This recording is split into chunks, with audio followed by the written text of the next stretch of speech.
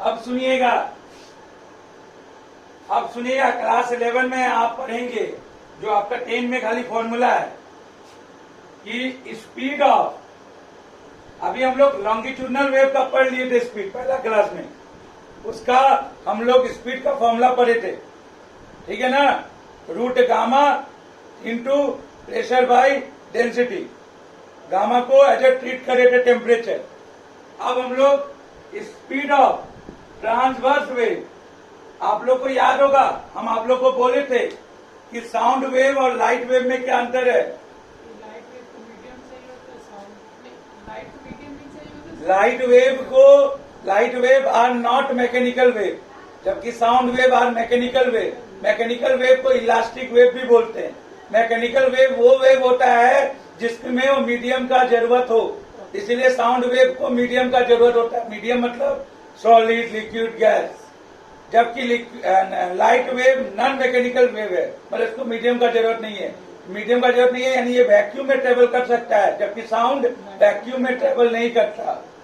ठीक, उसके बाद हम आप लोगों को बताए थे साउंड वेव क्या होता है, लॉन्गिट्यूडनल या ट्रांसवर्स। साउंड वेव क्या होता है, लॉन्गिट्यूडनल या ट्रांसवर्स, बोलो।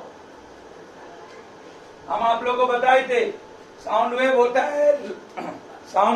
है आपका क्या, लॉन्गिट्यूडनल वेव होता है, ठीक है।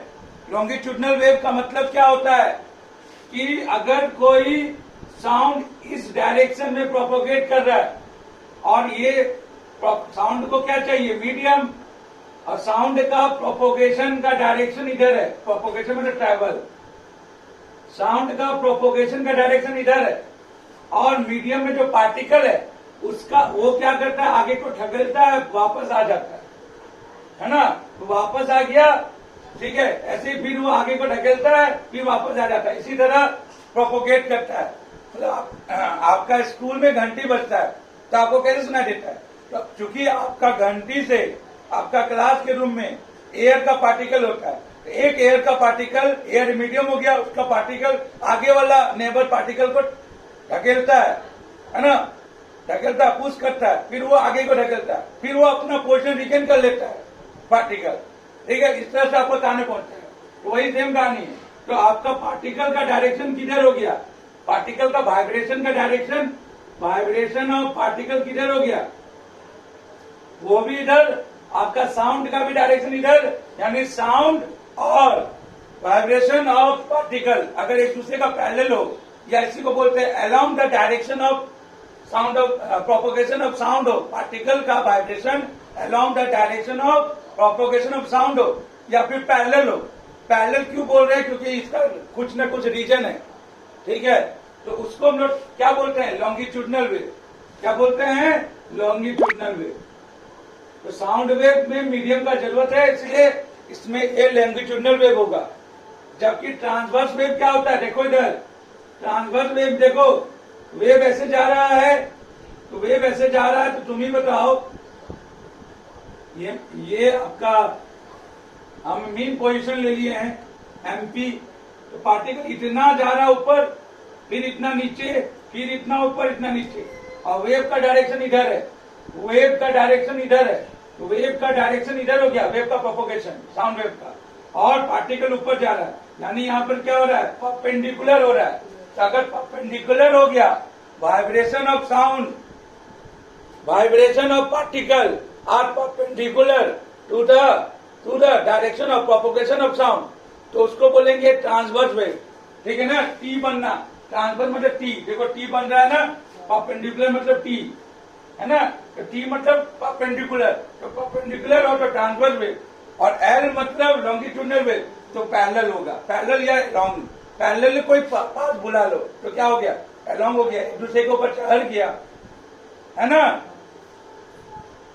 एक दूसरे के ऊपर चढ़ गया, इसी को पैरेलल बोलते हैं, ठीक है, थीटा 0 डिग्री, ठीक, इसको ट्रांसवर्स, समझ में आया कि नहीं। तो लाइट वेव ट्रांसवर्स वेव होता है, ठीक है। तो लाइट वेव ऐसे चलता है, देखो ऐसे, और साउंड वेव ऐसे ऐसे ऐसे ऐसे ऐसे, स्प्रिंग के जैसा, ठीक है।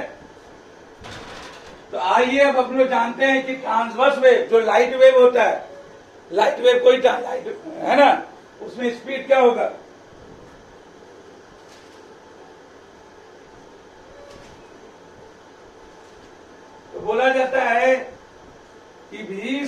Is directly proportional to tension, है ना, तो v square is directly proportional to mass per unit length. तो दोनों को कंबाइन करो तो T/m v इक्वल टू क्या हो जाएगा, √T/m। तो ये याद खाली रखने का है, ठीक है, याद इसको रखना है खाली बस, ठीक है, पर इसको याद रखना है। चलिए अब हम लोग बात करेंगे यूजेस ऑफ इको का। ये बस फॉर्मूला आपको याद रखना है, T मतलब टेंशन, M मतलब मास पर यूनिट लेंथ। बस आपको ट्रांसवर्स वेव का स्पीड अगर कोई पूछे √T/m होना चाहिए। आपको बस इतना 11 में इसका बारे में डिटेल पढ़ेंगे, ठीक है।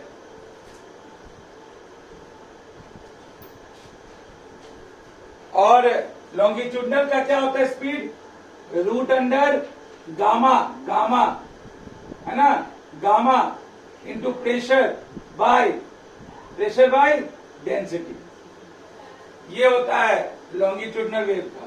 बस नॉलेज के लिए डिटेल में 11 में पढ़ेंगे, ठीक है। चलिए अब हम लोग इको का यूज करते हैं और इससे क्वेश्चन आएगा बोर्ड में भी, अभी जो एग्जाम होगा उसमें भी। तो आइए यूज ऑफ इको पढ़ते हैं, इससे क्वेश्चन आएगा। तो देखिए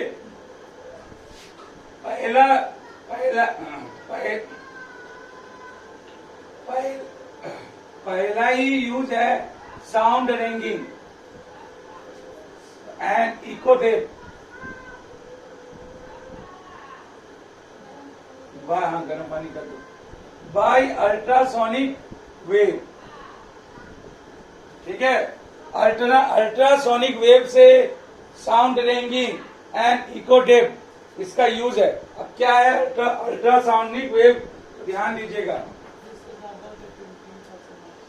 देखिए अल्ट्रासोनिक वेव जो होता है जिसका फ्रीक्वेंसी क्या होता है, 20 किलो हर्ट्ज से ज्यादा होता है।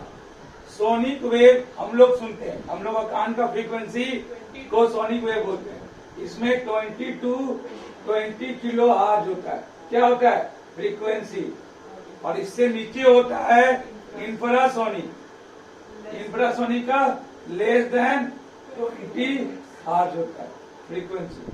तो ये बात आपको याद रखना होगा, ठीक है। अब देखिए मतलब रेंज का मतलब क्या हो गया, डिस्टेंस पता करना। रेंज का मतलब क्या हो गया, डिस्टेंस पता करना। क्या पता करना, डिस्टेंस पता करना, ठीक है।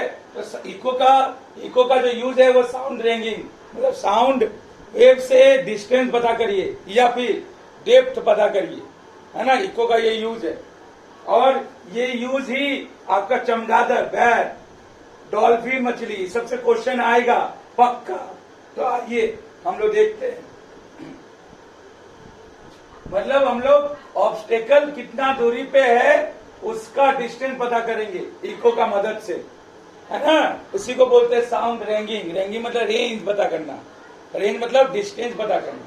तो आइए देखते हैं, ठीक है, हो गया इतना देख लिए। आप ध्यान दीजिएगा, ये आपसे पूछेगा यूजेज ऑफ इको, तो बोलिएगा साउंड रेंजिंग एंड डेप्थ। किससे, अल्ट्रासोनिक वेव, किससे, अल्ट्रासोनिक वेव, ठीक है। तो आइए बात करते हैं एग्जाम्पल। देखिए चमगादड़ को दिखता नहीं है रात में, लेकिन वो साउंड वेव निकालता है, अपना मुंह से साउंड वेव निकालता है।